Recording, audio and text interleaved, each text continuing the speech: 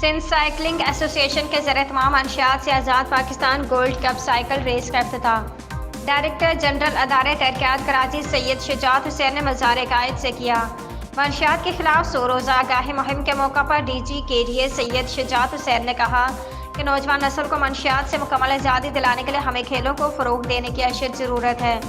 Gold cup cycle race کا انعقاد نوجوانوں کو کھیلوں کی طرف متوجہ کرنے کا باعث بنے گا۔ واضح رہے کہ منشیات سے آزاد Pakistan gold cup cycle race میں 35 سائیکل سواروں نے شرکت کی۔ ریس 22 کلومیٹر طویل فاصلے پر محیط تھی۔ سائیکل ریس کا آغاز مزار عقائد سے ہوا، جو مقررہ راستے سے ہوتی ہوئی عائشہ مسجد DHA پر اختتام پذیر ہوئی۔ ڈی جی کے ڈی اے سید شجاعت حسین نے پہلی، دوسری اور تیسری پوزیشن حاصل کرنے والے کامیاب کھلاڑیوں میں انعامات تقسیم کیے۔ ڈی جی کے ڈی اے نے مزید کہا کہ ادارہ تحقیقات کراچی کھیل کے شعبے میں پبلک پرائیویٹ سیکٹر کے ساتھ بھرپور تعاون جاری رکھے گا۔